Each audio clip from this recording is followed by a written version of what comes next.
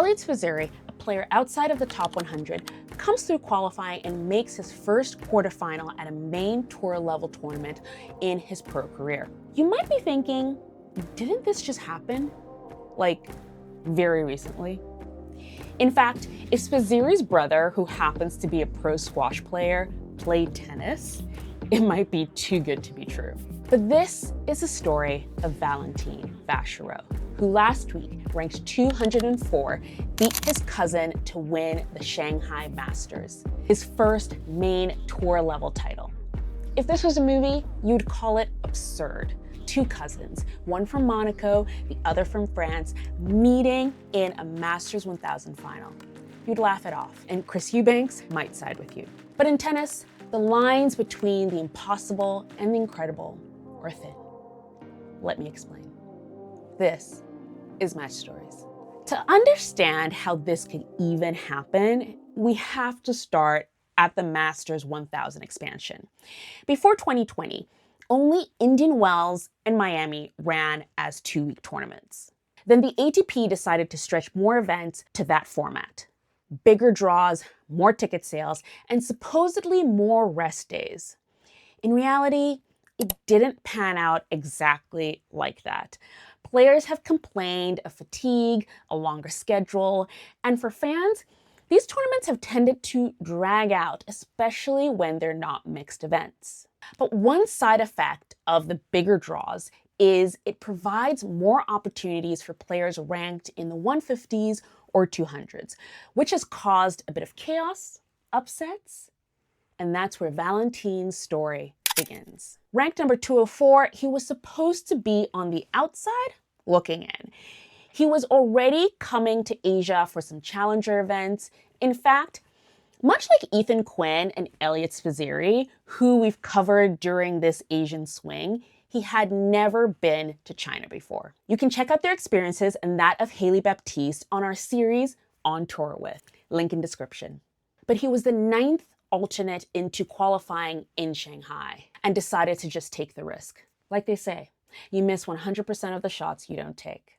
And as luck would have it, Joao Fonseca changed his schedule and pulled out of the main draw of the Shanghai Masters, making room for Luca Nardi to bump up, and a spot opened up in qualifying, where Vacherot was there to take it. He won his first round comfortably. The second, he nearly lost to Liam Draxl from Canada.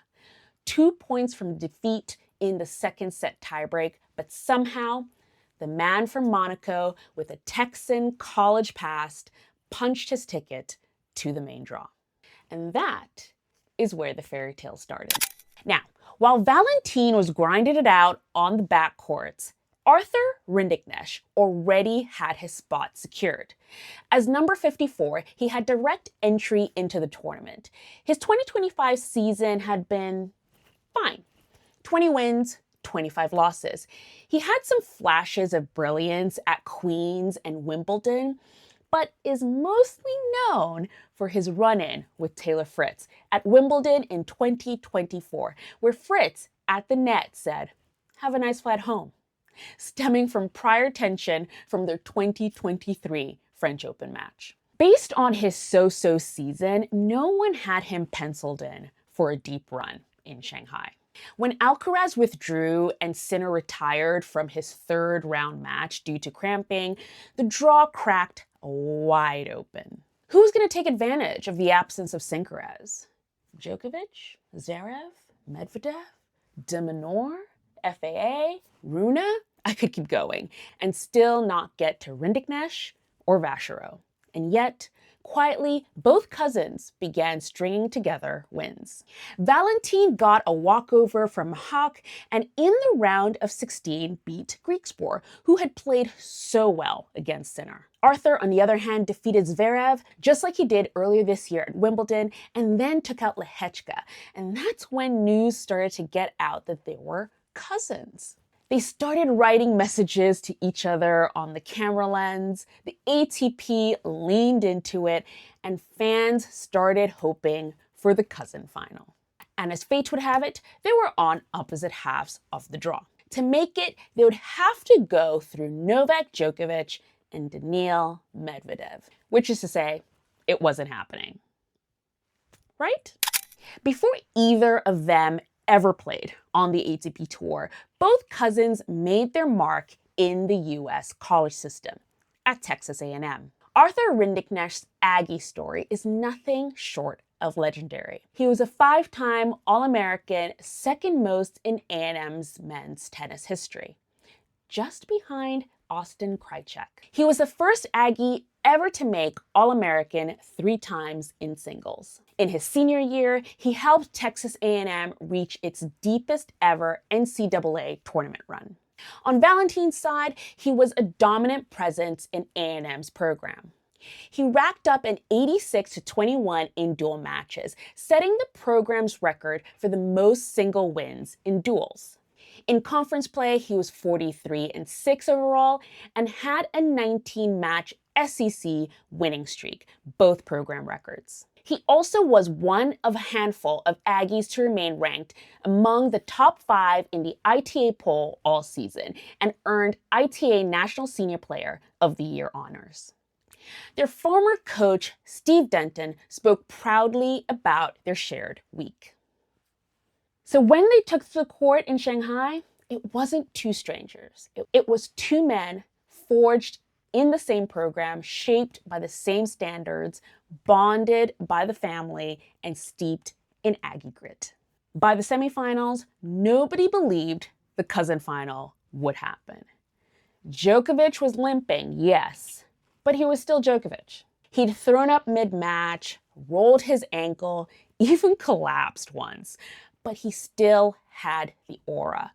Players stepped onto the court already half-beaten. But not Valentin.